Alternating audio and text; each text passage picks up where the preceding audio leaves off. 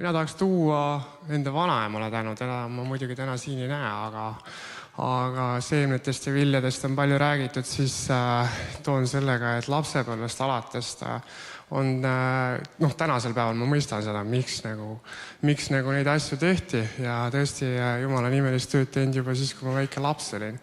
Ja läbi vanaema siis, kes tõi mulle värviraamatuid, igasuguseid Jeesusega seotud raamatuid, mida lugeda, vaadata piltidena ja ka igasuguseid nii-öelda siis salme, mis tegelikult isegi lapsena olles, nagu öeldakse, meie lihane ei meeldi, eks ju see.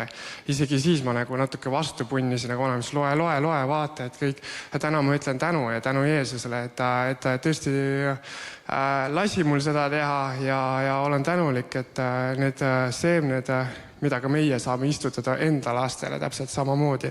Me ei pea seda tegema läbi mingite survete asjade, et lihtsalt ka värviraamatust piisab, et nendest pisikesest asjadest, mida tulevasel kasvul siis tuleb meelde ja tõesti tänades Jumalat ja ülistades teda, sellepärast, et see on, kuidas mina vaatan praegu selle peale tõesti tagasi ja olen väga tänulik Jumalale, et ta juba siis tegeles minuga ja oli ja hoidis ja kaitsis. Tänu Jeesusele.